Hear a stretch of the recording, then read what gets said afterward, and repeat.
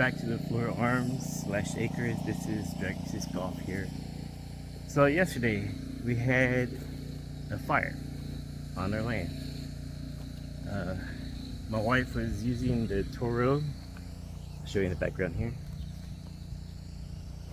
Right there, good machine. But what happened is the grass we're cutting is not really grass, it's more like it's dead, so it's hay. So it collected underneath the belt system and it caught fire. Now we didn't know this is a thing, but after Googling it and talking to my brother-in-law, it's a thing, y'all, so be careful. But anyway, I was in the restroom and my nephew was over way back there digging holes, and I had a generator on so that way we could recharge our batteries for our tools and stuff, so he couldn't hear. So my wife is way over here. I don't know, we're about 600 feet away from where Trey is, and I'm in the restroom, and she's trying to yell. She's yelling, Trey, Jerome, trying to get our attention. I can't hear, he couldn't hear, but by the time I came out, I hear her, and it's like one of those yells, she's serious. So I look this way, and there's a slight fire already started. Check this out. So it started right around here, and it was small. So we were not prepared. We had one fire extinguisher in the RV, and it was too small to do anything. And we don't have much water on the land. We don't have running water yet. So what we started doing is kind of just stomping it out and using shovels to dig and put dirt on it.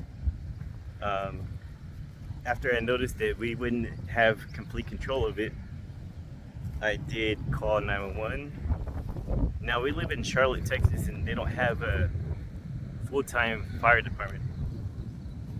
It's volunteer, and they came out pretty fast. I think it took them about 20 minutes. I think that's pretty good.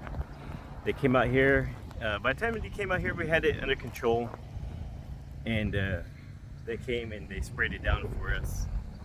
And they're very nice. They introduced themselves. They told us get the shovels and anything that's loose we need to turn over. But they made sure it was out, and that was it. It took off.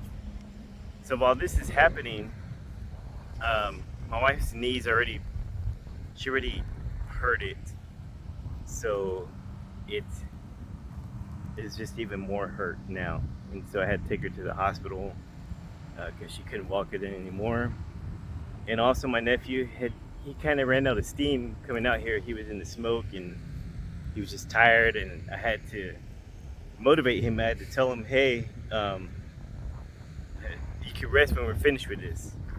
And I felt kind of bad talking to him like that, and I apologized later, but he said he needed somebody to motivate him. And I get that from the military. Unfortunately, I've been in situations, not a fire, but I've been in situations where you had to keep it cool, and you had to get other people working when they don't want to work. So I'm kind of used to that, right? And so it was stressful. I can't say this will never happen again. Well, not never, but we'll be better prepared to say that. So we're gonna go get more fire extinguishers, larger fire extinguishers, make sure our water tanks are full, make sure there's somebody watching the other person cut the grass. There's not much rain out here, so it gets dry. And luckily last night it actually poured down really well. Thunderstorms, we were happy for it. We got a lot of rain. Everything's coming up green already. But I'm gonna show you something, guys. We're at the edge of our property line. Property line ends right about this pole, a little bit further.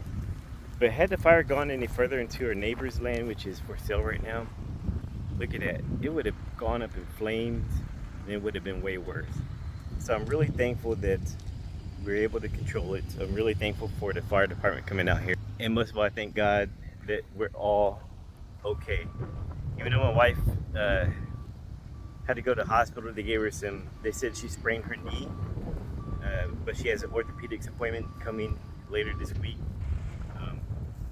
I'm pretty sure she probably messed up a tendon or something like that. And she was another trooper. She kept going. She was hitting the flames she was stomping on it. She was hitting it with a pot. She kept going, and she really didn't feel it until, after it was all over. And like me, she was in the military, so we have a different mindset than some other people. I'm not saying all people would not perform, but for those of us in the military that actually went through something, she went through deployment as well. I'm just thankful for that experience. At a time when you're going through the suck, is what we call it. That's exactly what it is. It sucks, and you think, why am I even going through this? And this is why. Stuff in the real world happens. You're better able to react to it. So, fire's gone. We're all good. Thank you to our neighbor Manny. He was concerned about us and said any water we need, go get, which we did. So I appreciate that, sir. Just thank you for listening. Thank you for hanging out with me. It's Dragon 6 Golf.